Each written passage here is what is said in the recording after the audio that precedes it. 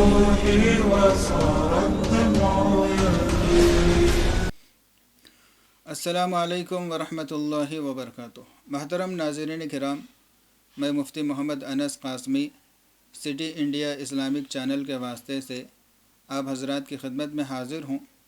اور ہم سب جانتے ہیں کہ ذی الحجہ کا مہینہ شروع ہو چکا ہے اور دنیا کے گوشے گوشے سے لوگ اللہ تعالیٰ کے دربار میں حج کرنے کے لیے پہنچے ہوئے ہیں اور ایک دو دن میں حج کے ارکان شروع ہونے والے ہیں. تو ایسے میں ہر ایمان والے کی یہ ذمہ داری بنتی ہے کہ وہ حج کی حقیقت کو اور اس کی اہمیت کو سمجھے، اور جن لوگوں پر حج فرض ہوا ہے لیکن حج انہوں نے ابھی تک ادا نہیں کیا تو وہ اپنے بارے میں فکر مند ہو جائے. تو نبی کریم صلی اللہ علیہ وسلم نے ایک حدیث پاک میں ارشاد فرمایا کہ دیکھو، اسلام کی بنیاد 5 چیزوں پر رکھی گئی ہے، جن میں سے آپ صلی اللہ علیہ وسلم نے فرمایا کہ ایک حج ہے. تو حج یہ ارکان اسلام میں سے ہے.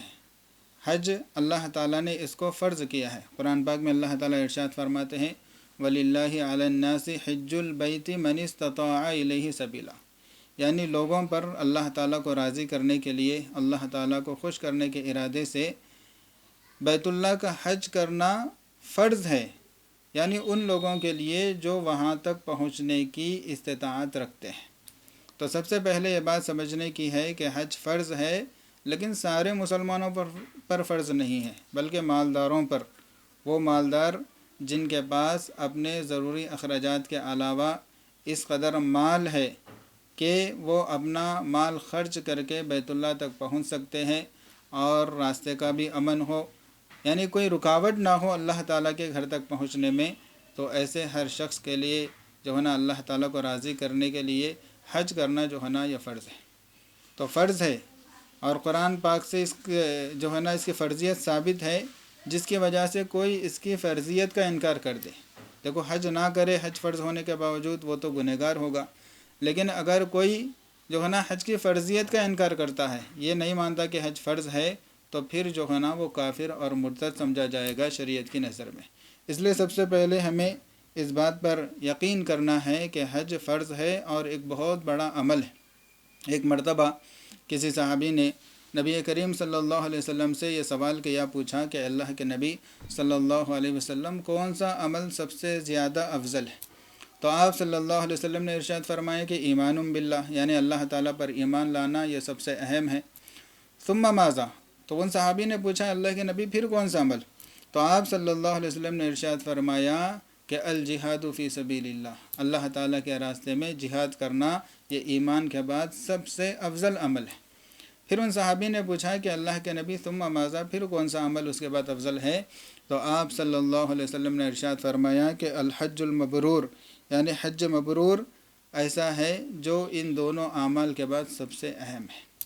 اور واقعتاً یہ اتنی فضیلت والا عمل ہے اور اتنا جو ہے نا فائدے کی یہ چیز ہے دنیاوی اور اخروی اعتبار سے. ایک حدیث میں آپ صلی اللہ علیہ وسلم نے یہ ارشاد فرمایا کہ الحج المبرور لیس لہ جزاء الا الجنہ،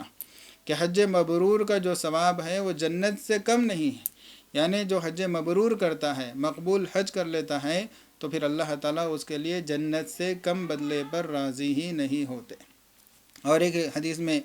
آپ صلی اللہ علیہ وسلم نے ارشاد فرمایا جو حج کرے اور حج میں رفث و فسوق سے محفوظ رہے، فلم یرفث ولم یفسق، یعنی رفث نہ کرے. رفث کسے کہتے ہیں؟ رفث کے معنی وہ باتیں جو عام طور پہ تنہائی میں مرد اور عورت کے درمیان، میاں اور بیوی کے درمیان میں ہوتی ہے، رومانٹک باتیں جنہیں کہا جاتا ہے. تو اس طرح کی باتیں اپنے بیوی سے بھی نہ کرے، اور فسق و فجور سے، یعنی اللہ تعالیٰ کی ہر طرح کی نافرمانی سے، معصیت سے، گناہوں سے بچتے ہوئے اگر کوئی حج کر لیتا ہے تو آپ صلی اللہ علیہ وسلم نے ارشاد فرمایا کہ وہ اپنے حج سے اس حال میں لوٹتا ہے جس حال میں وہ اس وقت تھا جب کہ اس کی ماں نے اس کو جنم دیا تھا. یعنی ہر بچہ جب پیدا ہوتا ہے ماں کے پیٹ سے وہ اس دنیا کے اندر آتا ہے تو سب جانتے ہیں کہ وہ بے گناہ ہوتا ہے. اس کا ایک تو اعمال نامہ ہی نہیں کھلتا اور اس سے کوئی گناہ بھی سرزد نہیں ہوتا. اعمال نامہ تو انسان کا بالغ ہونے کے بعد کھلتا ہے، لیکن اس سے پہلے جو بچوں سے یعنی چھوٹی عمر میں جو گناہ ہو جاتے ہیں تو وہ ان کے اعمال نامے میں نہیں لکھے جاتے. لیکن جو بچہ ابھی ماں کے پیٹ سے پیدا ہوا ہے وہ تو کوئی گناہ بھی نہیں کرتا،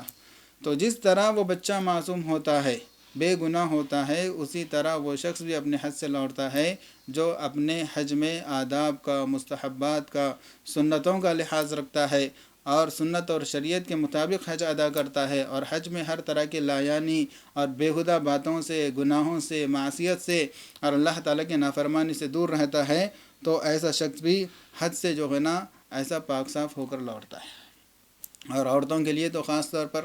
حضرت عائشہ رضی اللہ تعالی عنہا نے ایک مرتبہ نبی کریم صلی اللہ علیہ وسلم سے سوال کیا کہ اللہ کے رسول، کیا ہم اللہ کے راستے میں نہ نکلے؟ کیا ہم آپ لوگوں کے ساتھ اللہ تعالیٰ کے راستے میں جہاد نہ کریں؟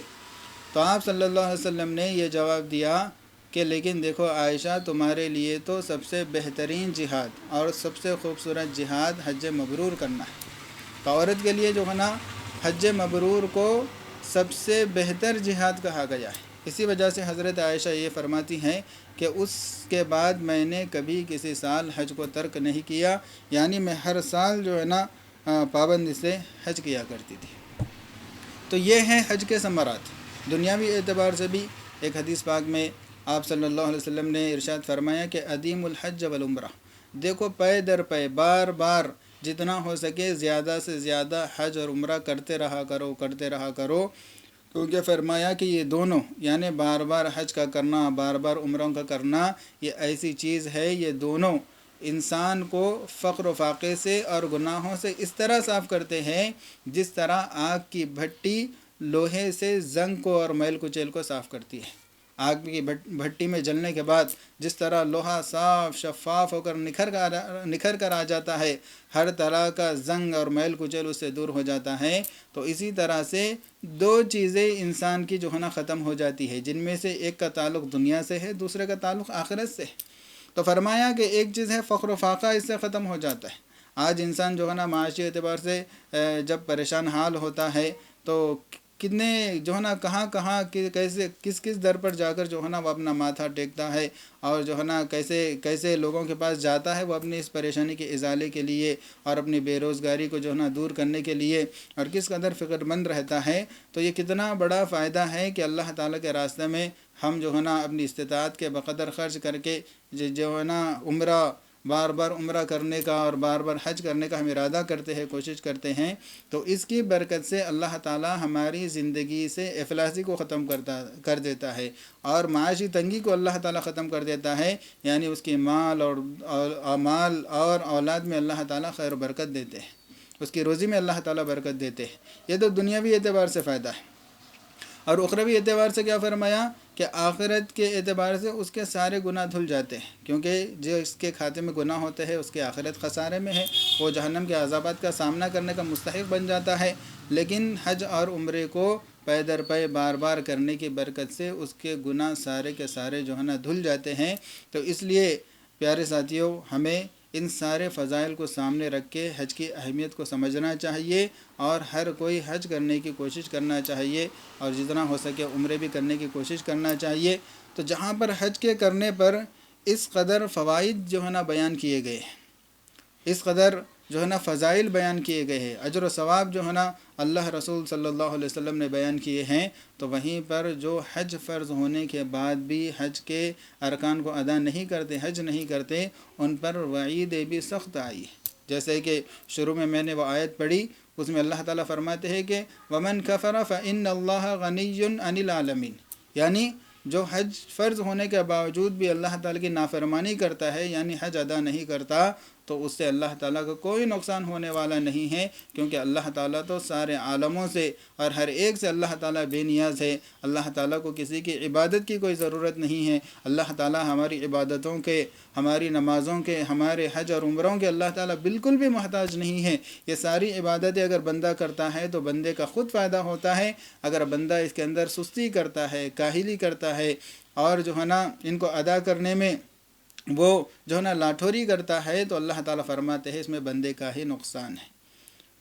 تو ہمارے علماء فرماتے ہیں کہ جو شخص حج کرتا ہے اس کے ایمان پر مہر لگ جاتا ہے،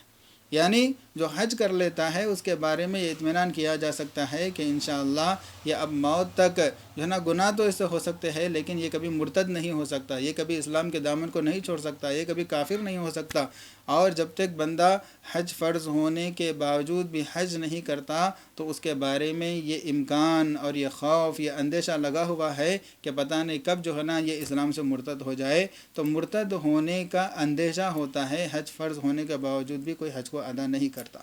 اس لیے نبی کریم صلی اللہ علیہ وسلم نے بھی ارشاد فرمایا کہ جس کو اللہ تعالیٰ نے اتنا مال دیا ہو کہ وہ اللہ تعالیٰ کے گھر تک پہنچنے کے لیے زاد و راحلہ کا مالک ہو، توشہ بھی اس کے پاس ہو اور پرامن جو ہے نا سفر کرنے میں بھی کوئی رکاوٹ نہیں ہے، لیکن پھر بھی وہ حج ادا نہیں کرتا مال کی محبت کی وجہ سے یا سستی اور کاہلی کی وجہ سے، تو فرمایا کہ اس کی مرضی چاہے تو وہ یہودی بن کر مرے یا عیسائی بن کر مرے، اس کی جو ہے نا اللہ تعالیٰ کو کوئی پرواہ نہیں ہے، اللہ کے رسول کو کوئی پرواہ نہیں ہے کہ کوئی ایمان والا ہو، اپنے آپ کو ایمان والا کہے اور اللہ اس کے رسول پر جو ہے نا ایمان لانے کا وہ دعویٰ کرتا ہے لیکن پھر بھی حج نہیں کرتا، تو اللہ کے رسول فرماتے ہیں کہ ایسا شخص چاہے یہودی بنے چاہے عیسائی بن کر مرے، ہمیں اس سے کوئی پرواہ نہیں ہے، اس پر ہمیں کوئی افسوس بھی نہیں ہوتا۔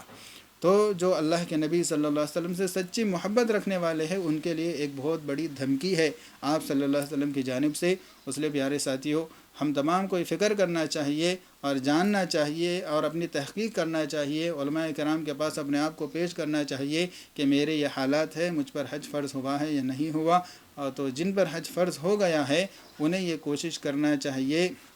کہ ضرور ہم جو ہے نا حج کریں گے اور جتنا ہو سکے اللہ تعالیٰ کی گھر کی زیارت کریں گے۔ حاجی کی دعائیں بھی قبول ہوتی ہیں، حدیث پاک میں آتا ہے کہ الحاج والمعتمر وفد اللہ، کہ حج کرنے والا حاجی اور عمرہ کرنے والا جو معتمر ہے یہ دونوں کے دونوں اللہ تعالیٰ کے وفد ہے، اللہ تعالیٰ کے گھر کے مہمان ہیں۔ تو اللہ تعالیٰ کی یہ ذمہ داری ہے کہ ان کی مہمان نوازی کرے اور ان کے مطالبوں کو پورا کرے، اور اللہ تعالیٰ ان کے دعاؤں کو قبول کرتے ہیں، ان کی شفاعت کو اللہ تعالیٰ جو ہے نا قبول کرتے ہیں دوسروں کے حق میں بھی، اور اسی طریقے سے اللہ تعالیٰ ان کو بے شمار درجے ثواب کو بڑھا کر اللہ تعالیٰ عنایت فرماتے ہیں۔ تو اتنے فضائل حج اور عمرے کے ہیں۔ اللہ تعالیٰ سے دعا ہے کہ اللہ تعالیٰ ہمیں بھی اور آپ کو بھی، ہم سب کو اللہ تعالیٰ بار بار اپنے گھر کی حاضری نصیب فرمائے، حج کرنے کی بھی اللہ تعالیٰ توفیق عطا فرمائے اور عمرے کرنے بھی اللہ تعالیٰ توفیق عطا فرمائے۔ وآخر دعوانا الحمد للہ رب العالمین۔